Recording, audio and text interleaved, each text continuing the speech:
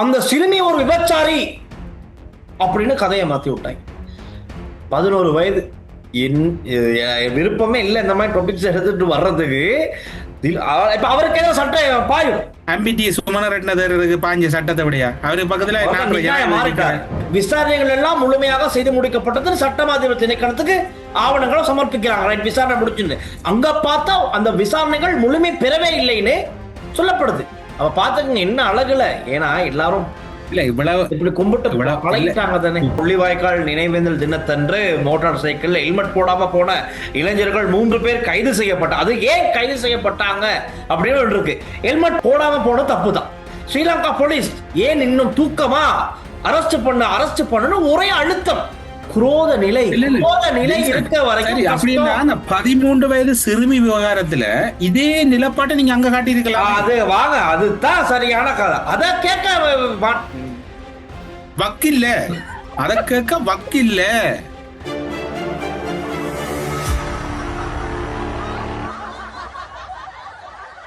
ஸ்ரீ காளிமாதா ஜோதிடம் உலக புகழ்பெற்ற ஜோதிடர் பண்டித் மகாராஜா. காதல், கல்யாணம், உத்தியோகம், வியாபாரம், கல்வி, குழந்தை பாக்கியம் மற்றும் மந்திர சூனிய பிரச்சனைகளுக்கு நிரந்தர தீர்வு. நீங்கள் வெளிநாட்டில் இருக்கும்போது உங்கள் பெற்றோரின் மருத்துவ தேவைகள் அனைத்தையும் நாங்கள் ஒருங்கிணைத்து கவனிக்கின்றோம். வருடாந்திர பதிவு, சிறப்பு தள்ளுபடி. மெடிப்ளேஸ். ஹலோ அண்ணா, வணக்கம். வணக்கம் வணக்கம் வணக்கம். என்ன கதை? இன்னைக்கு நாங்க நேற்றைய நிகழ்ச்சியில கமெண்ட்ஸ் வந்து பாப்போம். கொஞ்சம் சுவாரஸ்யமா இருக்கு. நேற்றைய நிகழ்ச்சிக்கு அப்புறம் கமெண்ட்ஸ் எல்லாம் வேற லெவல். சும்மா கோரத்தை விட்டு முதலாவது என்னடா, தமிழரசு அண்ணாவை ஜனாதிபதி ஆகிட்டா நிலைமை சீராகி விடும் போல. வாய்ப்பில்ல ராஜா. இலங்கையில சட்டத்துல தமிழரசு அண்ணாண்டில இலங்கையில தமிழரோ முஸ்லீமோ ஜனாதிபதி ஆகலாம் வாய்ப்பில்ல ராஜா. முதலாவது அவுட். அது சரி. 2வது கமெண்ட், உங்கள் இருவரின் இவ்வளவு கால நிகழ்ச்சியில் இன்று தான் உண்மையான விடயத்தை பேசியுள்ளீர்கள், வாழ்த்துக்கள். அப்ப இத்தனை நாள் பேசுறதெல்லாம் பொய், நேத்து பேசுறதா உண்மை. எங்க கொண்டு வந்து விட்டுறீங்க பாருங்க. அடுத்து, தமிழரசு அண்ணா எவ்வளவு சொன்னாலும் டில்சான் அனுரவை விட்டுக் கொடுக்க மாட்டார் போல. ஐயோயோ, அப்படியெல்லாம் இல்ல. சரியானதா சரியா பேசுவோம், பிழை இருந்தா விமர்சிப்போம். நடுநிலைமை தான் நாங்க. இப்படிதான் என்ன டேல்சான் இதுல ஒன்றை சொல்ல வேண்டியதுனா, விமர்சனம் பண்றது வந்து 2 பேர விமர்சனம் தான்.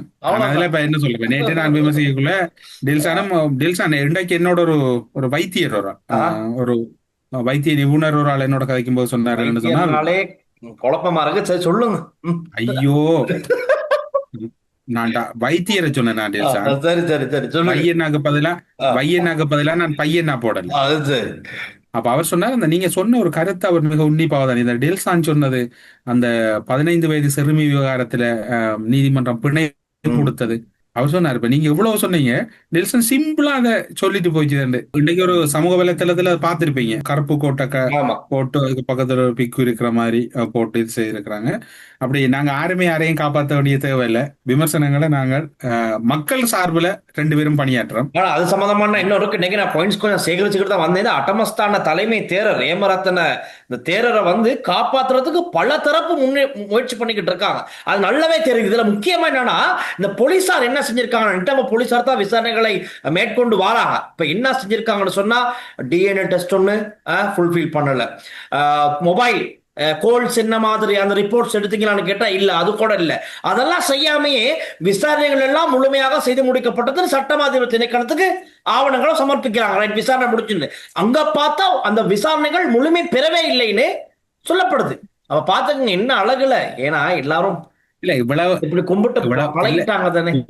கும்பிட்டு இல்ல அதுல நீங்க என்னோட பார்க்கணும், மத விவகார அமைச்சொண்ட வச்சிருக்கிறாங்களாம் இந்த அரசாங்கம். மத விவகார அமைச்சு, ஆனா பௌத்த சாசனத்துக்கு தனியான அமைச்சு.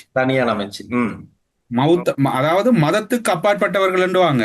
ஆனா மத விவகார அமைச்சு பொதுவா இருக்க வேண்டியது பௌத்த சாசனத்துக்கு தனியான அமைச்சு. இல்ல அதுல என்ன காமெடின்னு சொன்னா, போலீஸ் அதிபர் பிரியந்த வீரசூரிய போயிட்டு அவருக்கு ஏற்கனவே வழிபடுற மாதிரி ஒரு அந்த ஒரு பேக் படி பொதி ஒண்ணு கொண்டு போயிட்டு கொடுக்குறாங்க.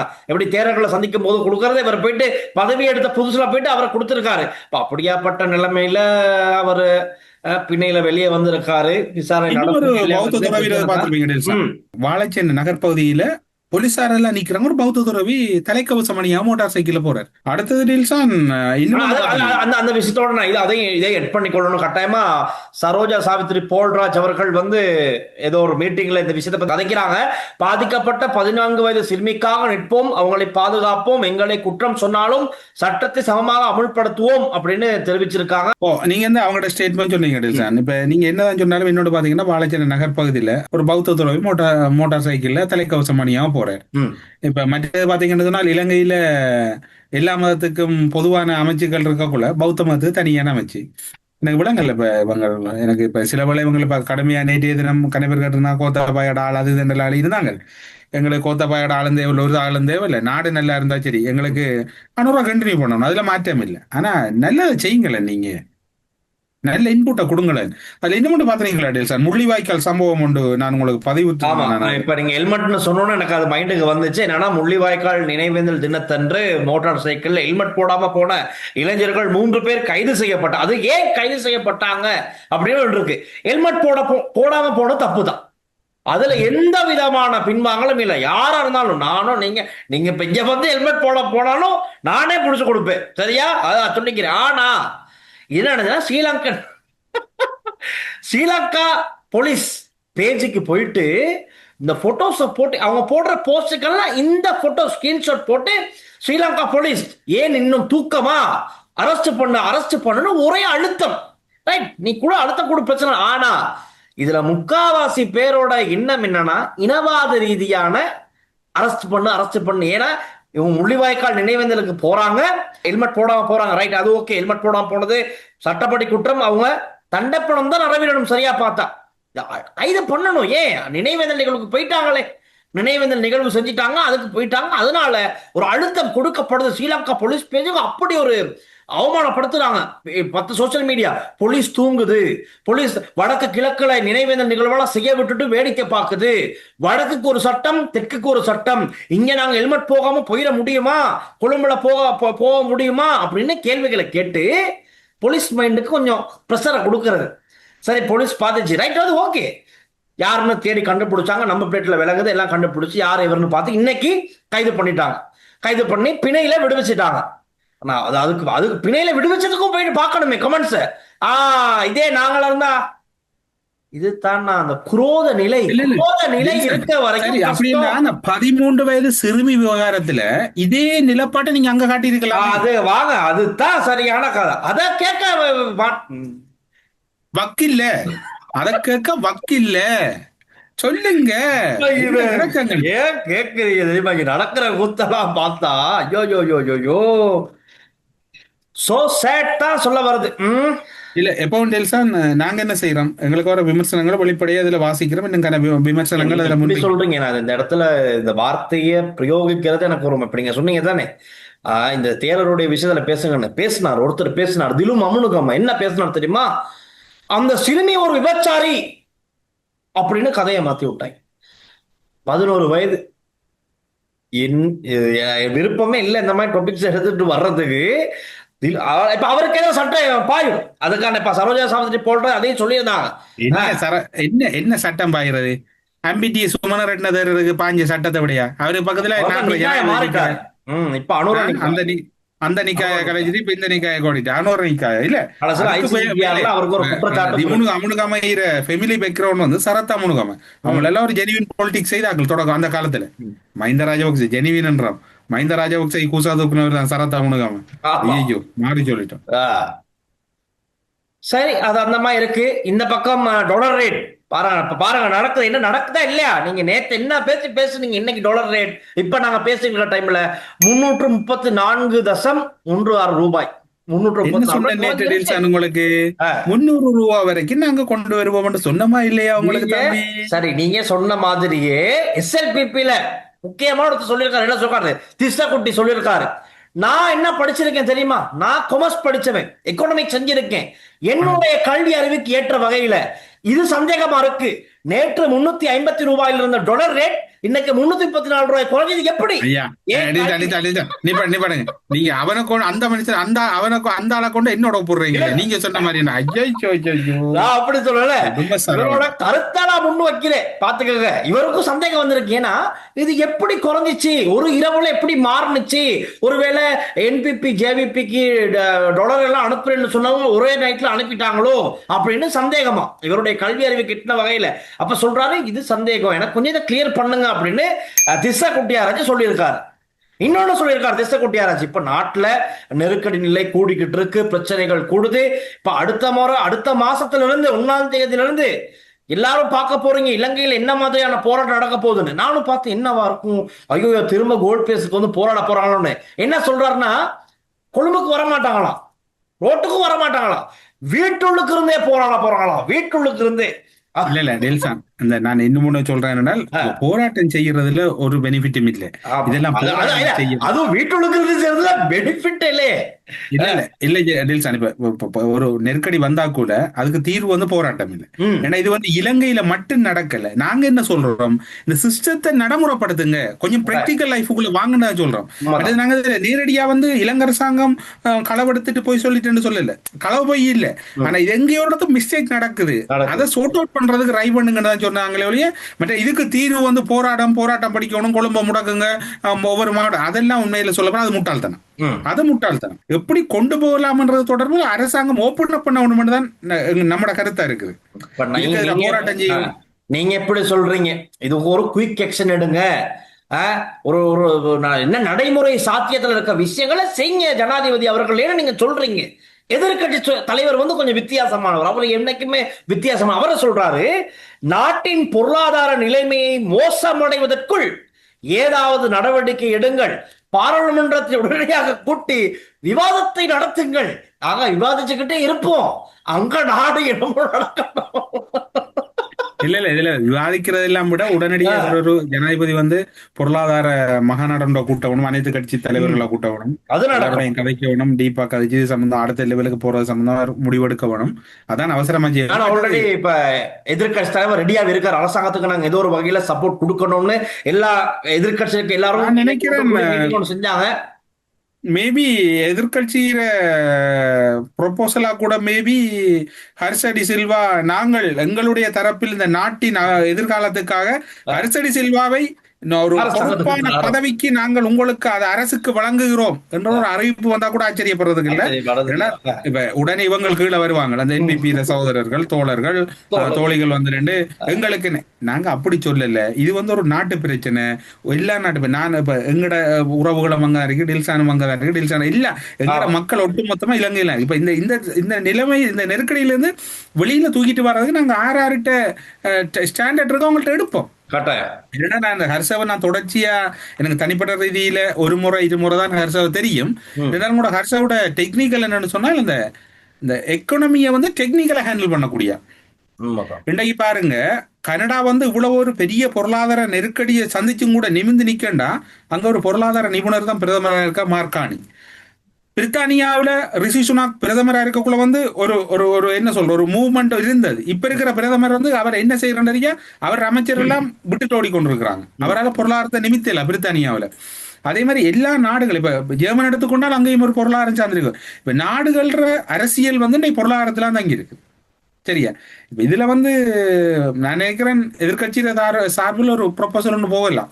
ஹர்ஷ வந்து எதிர்கட்சி ஆளுங்கட்சி சார்பில் சில ஏதாவது 2 சரப்பு இப்ப தேசிய அரசாங்கம் ஒரு கதை இன்டர்நேஷனல் கதைக்குது, பாத்துருப்பீங்க. தேசிய நேஷனல் கவர்மெண்ட் ஃபார்ம் பண்ணுங்க, மேபி ஒரு ஆள் கூட நேஷனல் கவர்மெண்ட் தானே, என்ன சொல்லலாம், போனாலும் அதாவது எதிர்கட்சிகளின் சார்பில் தேசிய அரசாங்கத்துக்கு ஹர்ஷ டி சில்வா நிதியமைச்சர். அவங்க என்ன டிமாண்ட் வைக்கல, நீங்க சரியா உங்களோட நடைமுறை இல்லைன்னா நாங்க எங்களோட ஆதரவு விலக்கிக் கொள்ளும், வேலை முடிஞ்சு. சும்மாவே ஏதாச்சும் சார்பா கதைச்சா, ஏற்கனவே இரான் விக்ரமரத்ன வந்தாரு தானே ஸ்ரீலங்கா கிரிக்கெட் போர்டுக்கு, அவர் வந்தோடனே அத ஒருத்தர் எஸ்ஜேபியில கதைச்சார் ஒருத்தர். பாத்தீங்க தானே, எங்களோட கட்சியில தான் டேலண்ட் ஆனவங்களாம் இருக்காங்க, இப்ப இரான் விக்ரமரத்ன போனதுக்கு வந்து ஃபுல் கிரெடிட்ஸும் எங்க கட்சிக்கு தான் சேரும், ஸ்ரீலங்கா கிரிக்கெட்ல என்ன நல்ல மாற்றங்கள் வந்தாலும் அது எங்க கட்சியை தான் சேரும்னு அவர் கிரெடிட்ஸ் எடுத்துக்கிறாராம். ஆனா அத கட்சிக்கு அவருக்கு சம்மதம் இல்லைன்னு அனுப்பிட்டாங்க கடைசியில. அது வேற அவர் கதை. ஆ, எல்லாத்தையும் ஆ, எல்லாத்தையும் மற்றது வந்து அதுவும் தேசிய அரசாங்கத்துக்கான ஒரு மூதாண்டில் சார் வடிவா ம், பாத்தீங்கன்னா ம். இது வந்து எஸ்ஏவியில் ஒரு மிக முக்கியமான ஆள். சரியா? ஆமா. அதே மாதிரி தேசிய அரசாங்கத்துக்கான மூதான். நான் எனிவே இது ஒரு நல்ல ஒரு அறிகுறி மாதிரி தான் எனக்கு தெரியுது போற போக்கு. ஆனா என்ன அறிகுறி தெரிஞ்சாலும் நேற்று கொஞ்சம் பதற்றமாவிருச்சு. நைட் நானும் வேலை முடிஞ்சு போகும்போது இந்த பக்கத்திலே ஒரு பெட்ரோல் ஷெட் அதுலயும் சனமா இருக்கு. ஏன் இது திடீர்னு சனம் அப்படின்னு கொஞ்சம் சும்மா டவுட்ல அடுத்து போய்க்கிட்டே இருக்கேன். வத்தலா போறத இருந்து எல்லா பெட்ரோல் பங்க்லயும் சனம் நிறைஞ்சி போலிங். இப்ப திரும்ப ஐயோ என்ன பெட்ரோல் எதுவும் நிக்க போதா, என்ன எதுவும் விலை கூட்ட போறாங்களா? அப்ப நானும் பதற்றத்துல அவ பார்க்கும்போது தான் ஒரு அப்டேட் வந்துச்சு. இந்தியாவில் எரிபொருளுக்கு தட்டுப்பாடு ஏற்பட உள்ளதாக சில பிரதேசங்களில் வரிசை ஏற்பட்ட நிலையில் அவ்வாறான எரிபொருள் தட்டுப்பாடு எதுவும் இல்லை, பெட்ரோல் டீசல் போதுமான அளவு உள்ளதுடன் பொதுமக்கள் பீதி அடைய வேண்டாம் என பெட்ரோலியம் மற்றும் இயற்கை எரிவாயு அமைச்சகம் தெரிவிச்சிருக்குது. இந்தியாவுல இந்தியாவுல ஏதோ நிப்பாட்ட போறாங்கன்னு சொன்னதை நம்பி நம்ம பசங்க எல்லாம் வந்து பைக்கு கார்லாம் எடுத்துட்டு வந்து லைன்ல நின்றுட்டாங்க. அது ஒரு முக்கியமான தகவல். ஆனா அதே மாதிரி மிக முக்கியமான ஒரு விடயத்தை நாங்க பேசி ஆகணும். எங்களுடைய சர்வதேச ரீதியில் எங்களோட நம்ம மக்கள் உறவுகள் இணைஞ்சு இருக்காங்க. இப்போ 2-3 பேர் 2 டைம் கேட்டாங்க. அப்போ நாங்க இன்னைக்கு அந்த விஷயத்த சொல்லிடணும். நிச்சயமா சிறுநீரக சத்திர சிகிச்சைக்கு நிதியுதவி கோரியிருக்கின்ற முன்னாள் எம்பி கே சிவாஜிலிங்கம் அவர்களுக்கு உதவி செய்யுமாறு இப்போ பலரும் கோரிக்கை விடுக்கிறாங்க. அவர் தான் முதல்ல ஓப்பனாவே அவர் கோரிக்கை விடுத்திருந்த நிலையில நேத்துல ஸ்டார்ட் பண்ணிட்டாங்க. முன் வந்து அவங்களால என்ன முடியுமோ அதை செஞ்சு உதவி செய்யறதுக்கு தயாராகிட்டாங்க. நினைக்கிறேன் இதை பத்தி நீங்களும் சொல்லணும் நிச்சயமா. அவர் சிவாஜி அண்ணனை பொறுத்தவரை டெல்சான் 2010ஆம் ஆண்டுக்கு பிறகு தனியொருவனாக ஜெனீவாவுக்கு தனியொரு பை தான் கிட்டத்தட்ட பல காலங்களில் 2 பேரும் மதிய உணவு ஒரு பார்சலில் 2 பேரும் ஒண்டா ஐநாவில் சாப்பிட்டது அதிக அளவான நாட்கள் 2 பேரும் ஒண்டா பயணிச்ச நாட்கள் அதிகம். 2012, 13 தனியே வருவார். அவரோட காலில் காயப்பட்டு அந்த வடமான சபை போன டைம் எல்லாம் மிச்சமே பாடுபட்டவர். ஒவ்வொரு வருடமும் தலைவரோட பிறந்த நாளுக்கு மறக்காமல் கேக் வெட்டக்கூடியவர். அதை ஒருபோதும் மறக்க மாட்டார். அது மாதிரி மாவீரர் நாளுக்கு என்ன எதிர்ப்பு இருந்தாலும் ஒருத்தர் தான் தைரியமா செய்யக்கூடிய ஒருவர் செய்து கொண்டிருக்கிறவர். அதே நேரம் இப்ப அவருக்கு அதிகளவான புலம்பெயர்ந்த உறவுகள் செய்து கொண்டிருக்கிறாங்க. நேற்றைய தினம் ஐபிசி டிவியில பிரதான நிகழ்ச்சியில அவங்களும் அதை சொல்லியிருந்தாங்க. அதே நேரம் எங்களுடைய இணையதளம் தமிழ்வின் ஐபிசி தமிழ் இணையதளங்கள்லையும் அவர் உதவி கோர்ற உதவி எப்படி செய்யறன்ற முறையில் போடப்பட்டிருந்த அவருக்கு உதவுறதுக்கு மிக முக்கியமான அவருக்குன்னு எதுவுமே இது வரைக்கும் சேர்த்து வச்சில்ல. அதுதான் ஹைலைட்டான விஷயமே. இதே பல அரசியல்வாதிகள் அவங்கள பத்தி நாங்க சொல்லவே தேவையில்ல, பரம்பரை கணக்குல சேர்த்து வச்சுட்டாங்க. இவர் அவருக்கு எதுவுமே ஒண்ணும் இல்ல. ஒரு சொந்த வீடு இல்ல டெல்சான். அதுதான் விஷயமே. அதுதான் ஹைலைட்டே. வீடு இல்ல. என்ன சொல்ற, அந்த நோய்வாய்ப்பட்ட இந்தியாவிலேயும் கிட்டத்தட்ட போன வருடத்துக்கு முந்தின வருடம் போன வருடம் எல்லாம் 3-4 மாதங்கள் இந்தியாவில் இருந்தது. சில விடயங்களை நான் இதுல ஓப்பனா சொல்ல விரும்பல, தவித்துக் கொள்றேன். என்றால் அப்படி ஒரு மிகவும் ஒரு எல்லாரும் நெஞ்சத்துக்கு நெருக்கத்துக்குரியவர். அவர் வலி வேதனைன்றது வந்து லேசானது இல்லை. அவர் உண்மையில வெகு விரைவில் சுகமடைஞ்சு வரணும். இந்த நிகழ்ச்சியை பார்க்கக்கூடிய ஆக்களும் பலர்கிட்ட அந்த நீங்க தமிழ்வின் ஐபிசி தமிழ் இணையதளங்கள்ல அவரை தொடர்பு கொள்ற விடயங்கள் எல்லாம் இருக்குது. முடிந்தவர்கள் அதுல தொடர்பு கொண்டு அவருக்கு உங்களால முடிந்த உதவிகளை செய்யுங்க. 70 லட்சம் ரூபாய் தேவைன்னு சொல்லிருந்த இருந்துச்சு. 7 மில்லியன் வேணும். இன்றைக்கு வரைக்கும் புலம்பெயர்ந்த உறவுகள் பலர் நேரடியாகவும் தனிப்பட்ட ரீதியிலையும் உதவி செய்திருக்காங்க. அதிகளவான உதவிகள் இன்னும் அது இப்ப 7 மில்லியன்ன்றது வந்து சத்திர சிகிச்சைக்கு மட்டும். இனி அவர் அதை வைத்தியசாலையில் இருக்க போறது, இனி அவருக்கு ஏற்கனவே வந்து அவர் ஒரு சுகர் பர்சன், சீனிவியார் உடையவர். அப்படி அவருக்கு கணக்கு இதுகள் இருக்குது. இப்போ 7 மில்லியன்ன்றது வந்து அது அந்த தொகை வந்து ஒரு சிறிய தொகை தான் டெல்சன், அது காணாது. எனவே அவர் ஒரு வெகு விரைவில் குணமடையணும். எல்லாரும் இறைவனை பார்த்து கொள்கின்றோம். அதே நேரம் கட்டாயம் சொல்லணும், சொல்லிட்டோம். இந்தியாவில் என்ன செருப்படி விழுகுது? ஆமா, தேவையில்லாம் வாயை கொடுத்து செருப்படி எல்லா அடியும் வாங்கத்தான் வரும். பாத்தீங்கன்னா தானே இப்ப உமாகரன் ராசையா ஒரு கண்டனம் தெரிவிச்சிருக்குது. அதே நேரம் உமாகரன் ராசையா அவரோட பயணிக்கிற சட்டத்தரணி தொடர்பாக கடுமையான கேள்விகளை முன் வச்சிருக்கு. இப்படித்தான் தம்பி நீங்கள் இப்போ சொல்லித்தான் எங்களுக்கு சட்டத்தரணிகள் என்று தெரியும் என்றால் நாங்கள் கோர்ட்ஸில் காண்றாக்களையும் வழக்கில் காண்றாக்களுக்கு இந்த ஆக்களையும் தான் எங்களுக்கு தெரியும் சட்டத்தரணிகள் என்று. நாங்கள் அப்படி காணாதபடினால எங்களுக்கு தெரிய இல்லை. முதலாவது சட்டத்தரணிகள் தானான்றதை ஒருக்கா செக் பண்ணி கன்ஃபார்ம் பண்ண அப்புறம் தான் நான் இந்த விஷயங்களுக்கு பதிலளிக்க முடியும். நேற்று நம்மளோட இன்டர்வியூ பார்த்தீங்கன்னா தெரிஞ்சிருக்கும். சிதம்பரம் கருணாநிதி இன்டர்வியூ கடைசியில சொல்லிட்டாரு, அவர் வச்சிருக்க துப்பாக்கில நம்ம சீமான சுட முடியாது, நீங்களே நாங்க சொல்லல அதை. நாங்க ஆமா, சொல்லல. நீங்களே தணிக்கை செய்யறோம் நாங்க. தணிக்கை செய்யறோம். அது நீங்க பாத்துக்க. அதுக்கு அவருடைய கருத்து, அவர் துப்பாக்கியில் அவருக்கு சுட முடியாது. காரணம், ஒரு பெண்ணுக்கே துப்பாக்கி காண்பித்தால் பெண்ணையே சுட முடியவில்லை. எனவே சீமானை அவரால் நிச்சயமாக சுட முடியாது. அது துப்பாக்கி இப்போது நீதிமன்ற பாதுகாப்பில் இருக்கின்றது. எனவே அவருக்கு கொண்டு போகவும் முடியாது, கூறுவதற்கும் அவரால் முடியாது. அதே நேரம் டெல்சான் அர்ஜுனோட கருத்து தொடர்புள்ள தமிழகத்திலிருந்து கடுமையான எதிர்ப்பலைகள் கிளம்பி இருக்குது. இது ஒரு முறையற்ற நிலைப்பாடு. கருத்துக்கள் தெரிவிக்கிறதுக்கு உரிமை இருக்குது, எல்லாரும் கருத்துக்கள் சொல்லலாம். மற்றது அர்ஜுனாவும் வந்து சிலதை வந்து உணர்ந்து கொள்ளவனும், அவர் ஒரு துறை சார்ந்த ஒரு வைத்தியராக இருக்கிறவர், சமூகத்தில் உள்ள நன்மதிப்போடு இருக்கணும்ன்றது அவருக்கு தெரியும். என்னென்னு சொன்னால், அவருக்கு வாக்களித்த மக்கள் தமிழகத்துல வந்து இது ஒரு பெரிய எதிர்ப்பலையும், மற்றது இப்ப எல்லாரும் கண்டனம் தெரிவிக்கிற அளவுக்கு மாறி இருக்குது. இப்ப தமிழகத்துல ஆங்காங்கே சில போராட்டங்கள் இடம்பெற்று கொண்டிருக்குது. அந்த போராட்டங்கள் இப்ப இது வந்து ஒரு நீண்ட காலமா ஈழத்தமிழர்களுக்கும் தாய் தமிழகத்துக்கும் இருக்கக்கூடிய உறவுகள் ஒரு விரிசல் நிலை ஏற்படுற அளவுல வந்துடக்கூடாது. இந்த தமிழகத்தில் இருக்கக்கூடிய எல்லார் மீது நாங்கள் விமர்சனங்கள், இப்ப நாங்களாம் திமுக மீது வைக்கிறாங்களா, அதிமுக மீது விமர்சனங்களை வைக்கலாம். அதுக்கென்ற ஒரு முறை இருக்கு தானே. இப்ப அதுக்கென்ற ஒரு ஒருமையில சிறுமையில எல்லாம் விமர்சனங்களை முன்வைக்கலாது. இந்த கருத்தும் இருக்குது டெல்சான். இதையும் ஒரு கால் கவனத்தில் கொள்ள வேண்டும். ஓகேண்ணா. அப்ப அந்த தகவலோடு இன்றைய நிகழ்ச்சியை நாங்கள் நிறைவே கொண்டு வரோம். மீண்டும் திங்கட்கிழமை இன்னும் பல புதிய விடயங்களோட, அன்னைக்கு என்ன டாலர் ஆகியிருக்குமோ தெரியாது, எப்படியும் கொஞ்சம் அதிகரிக்கிறதுக்கான வாய்ப்பு இருக்கு. திங்கள் செவ்வாய் எப்படியும் ஒரு சேஞ்ச் ஆகும் தானே, இல்லையா? இல்ல திங்கள் செவ்வாய் வார திங்கள் செவ்வாய்கள்ல அவங்க 310 கடையில 310 இழுத்துட்டு வந்துடுவாங்க. 310 இழுத்துட்டு. சரி, ஓகே, பாப்போம். என்னடா டெல்சான் 700 பிளஸ் 200 $900 மில்லியன் வரத்து இருக்குது. IMF மற்ற ஆசிய காசு வருது. ஆனா இவங்க வாகன இறக்குமதி நிப்பாட்ட மாட்டோம், மானியங்கள் எனக்கண்டா இவங்க என்ன கதைக்கு என்ன டிசைன் கதைக்கிறாங்க விளங்குது இல்லை எனக்கு. அதுகளையும் கொஞ்சம் கவனமா இருக்கணும். மற்றது போராட்டம் செய்யறது, அரசுக்கு எதிரான அழுத்தங்கள் போராடுறது எல்லாம் ஒரு பிரயோஜனம் இல்லை. அரசு சில விஷயங்கள்ல திருத்தங்களை மேற்கொள்ளும். இப்ப இது வந்து ஒட்டுமொத்த உலகத்திலயும் இருக்கிற பிரச்சனை. எங்கட கருத்து என்னன்னா, நீங்க அந்த சிஸ்டத்துக்கு ஒர்க் பண்ணுங்க. பிள்ளை இது வந்து இயல்பா வர பிள்ளைதான், மிஸ்டேக் தான். இது பெரிய பிள்ளை. இப்ப 6 லட்சம் ரூபாய் கண்டுபிடிச்சிருக்கீங்களா, 2.5 கண்டுபிடிச்சிருக்கீங்களா, அதை கேட்டாலும் உங்களுக்கு வருது. ஆமா, அதையும் ஒரு கால் கண்டுபிடிங்க. அதுகளை கண்டுபிடிச்சு விட்டதெல்லாம் இப்ப மீட்டெடுக்கிறதான் பெரிய பிரச்சனை. அதை எடுத்துருங்க அப்பா. 2.5 மில்லியன் அமெரிக்கன் சந்திப்போம்.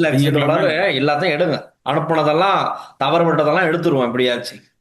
சண்டை இல்லாம நல்லபடியா சந்தோஷமா இருங்க. மண்டையில சந்திப்போம். சண்டையில சண்டை இல்லாம. சரி, ஓகே, இங்க சொல்றபடியே நடக்கட்டும். சண்டை இல்லாம சந்தோஷமா இருங்க. மண்டையில மகிழ்ச்சியோட மீண்டும் சந்திப்போம். எல்லாருக்கும் நல்ல வீக்கெண்ட் அமையட்டும். வாழ்த்துக்கள். நன்றி, வணக்கம். சந்தோஷமா இருங்க எல்லாம். Right, okay. முடிந்த வரையில எல்லாரும் சிக்கனமா இருக்க பாருங்க. அது கூட வீட்டு உணவா இருக்கலாம், அல்லது போக்குவரத்தா இருக்கலாம். எல்லா விடயங்களையும் சிக்கனமா இருந்து பணத்தை சிக்கனப்படுத்திக் கொள்ளுங்கன்னு சொன்னால், இனி வரப்போற நாட்கள் வந்து இது ஆபத்து உங்களுக்கு அல்லது பதட்டத்தை உண்டாக்குற நிலைமையில இது எல்லா நாடுகள்ல இருக்கிற பிரச்சனை. நீங்க இந்த விடயத்துல நீங்களும் முதல்ல தொடர்பா இருந்து சிக்கனமா இருக்கணும்ன்ற எதிர்பார்ப்பு. எல்லா விடயத்திலையும் சிக்கனமா இருங்க, மகிழ்ச்சியா இருங்க. மீண்டும் சந்திப்போம். போயிட்டு வாங்க டெல்சான். பாய். ஓகே, பாய்.